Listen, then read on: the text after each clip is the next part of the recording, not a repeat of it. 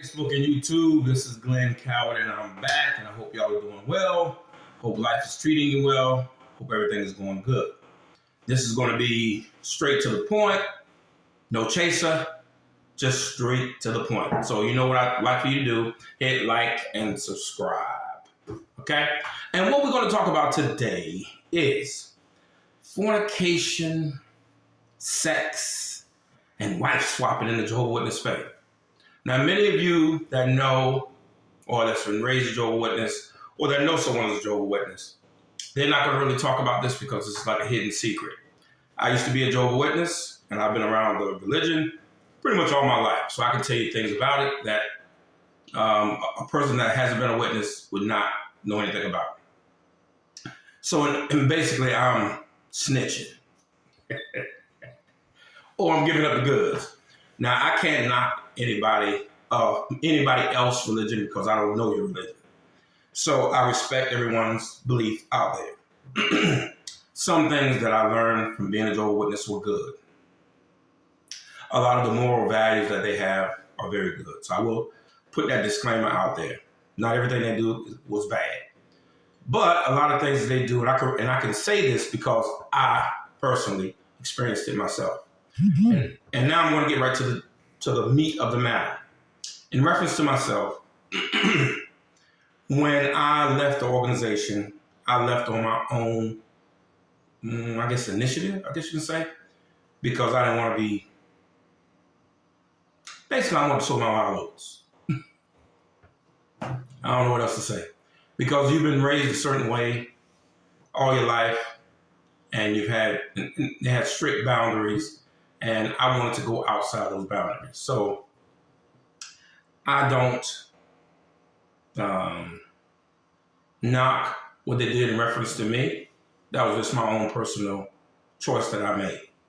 But one thing I did notice when I did leave the Jehovah's Witnesses, there were women that I met that were Jehovah's Witnesses.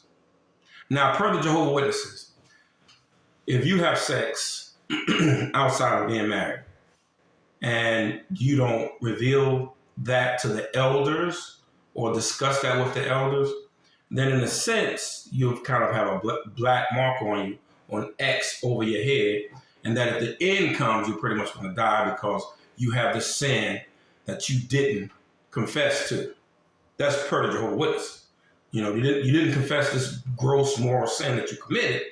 You just keeping it to yourself. Well, there were several women. Now, if you see my video, these women that see my video that are still Jehovah's Witnesses, you will know what I'm talking about. There were several women of them, or several women out there that did some unscrupulous things with me, and they are still Jehovah's Witnesses. I'm not going to throw anybody under the bus, but you know who you are. And this is the thing that you run into in this faith. You have a whole lot of Bible thumpers carrying their Bibles, really ready to talk about somebody else who might have slipped, who might have had a drug abuse problem, who might have had, they might have smoked, or just things in general that they would say, oh, they're a bad person. But behind closed doors, they were giving up more draws in a little bit. And you know who you are. Now, another thing that happens in Jehovah's Witness faith, and many people that are Jehovah's Witnesses will know what I'm talking about. Let's say if you marry somebody at a young age, 20, 25 years old, and you really haven't experienced dating. You've never been alone with this person because they really emphasize chaperone. So you get with this person, you get married, and you find out 10 years down the road, you probably shouldn't marry this person. This is really not who you want.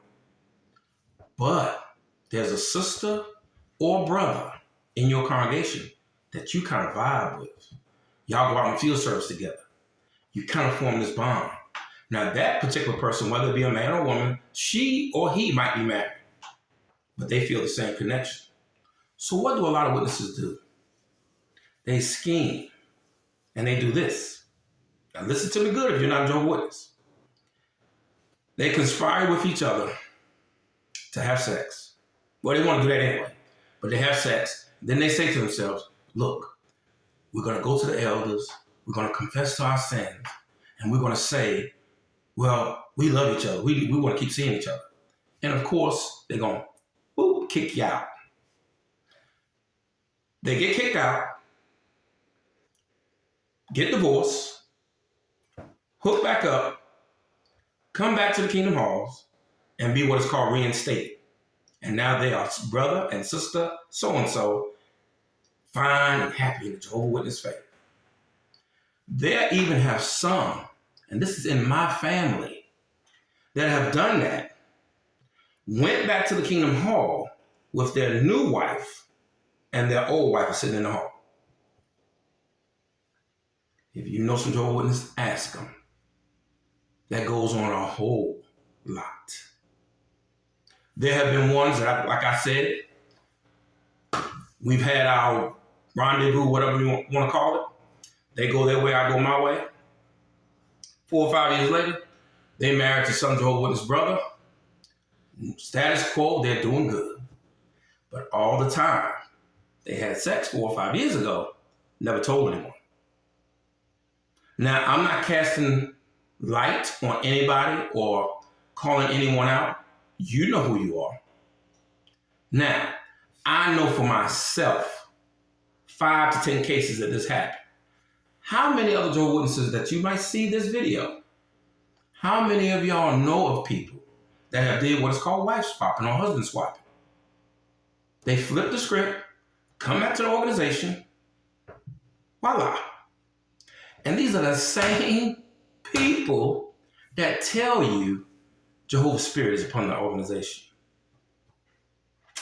Kind of hard. It's kind of hard for me to believe that the God I serve approves of this. What y'all think? That's all I got to say.